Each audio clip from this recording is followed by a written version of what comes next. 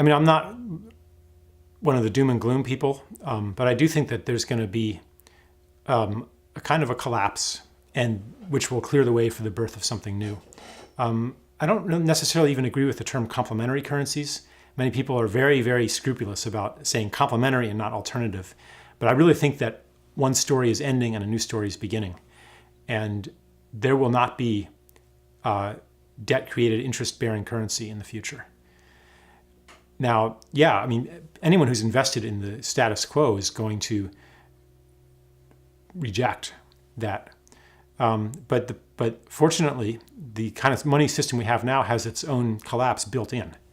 Unless you think that economic growth can continue exponentially at the rate of interest forever, it's impossible, mathematically impossible, to sustain the money system we have today forever.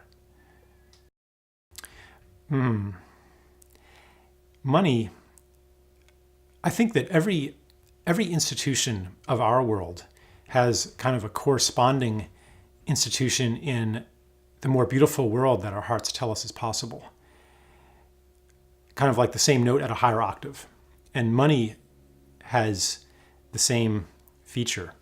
And the same note at a higher octave for money is that money becomes a token of gratitude, which is originally what it is. You know, you give me something, and say you give me something I need, like bread, I don't know, and I don't have anything to give you because my expertise is in designing circuit boards, okay? And you really don't need your circuit board designed for your wafer fab, right? So I don't have anything that you need right now to give to you, but instead I can give you these tokens of my gratitude. Thank you for the bread, and here's a token. It's worthless. This is not a useful object. You know, it's just a piece of metal with a pretty picture on it. But I'm going to give you a token of my gratitude. And how did I get this token of my gratitude? I got it because I did something for somebody else, and they thanked me using this. So money can be a token of gratitude.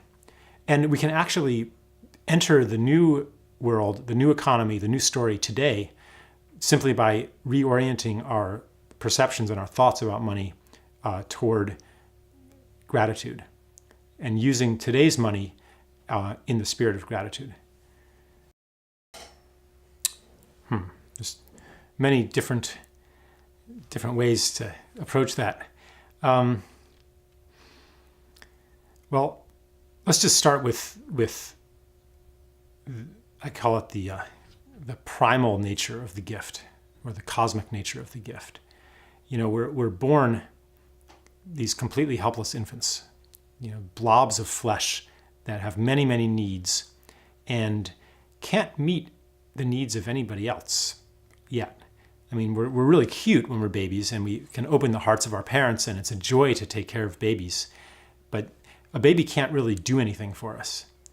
So a baby has nothing tangible to offer, yet a baby is taken care of, fed, clothed, kept warm, protected, receives, even if you had a crappy childhood, you still received enough for no good reason to grow up.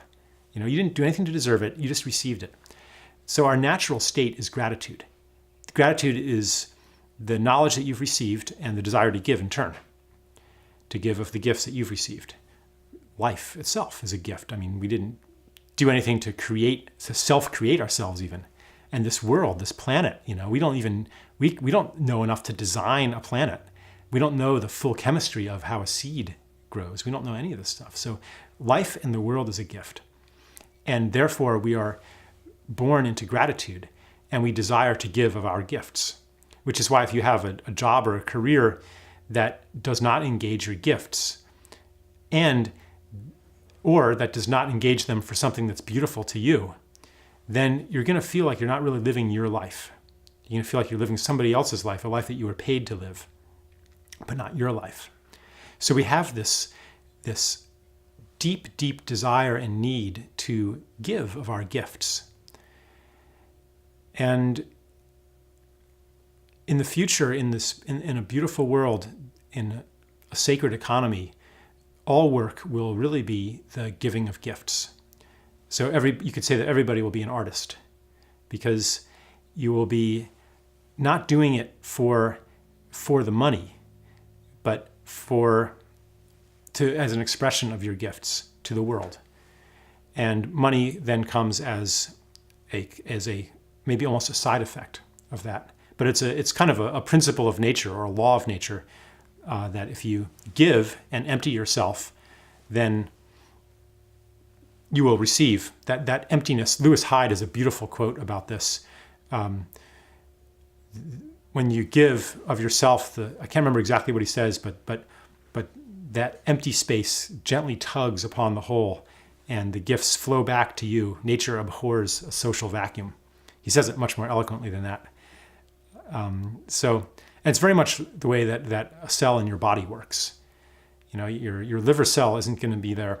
Okay, as soon as I store up at least 3 hours supply of glucose and enough of this and enough of that, then I'll give some bile. Then I can afford to give.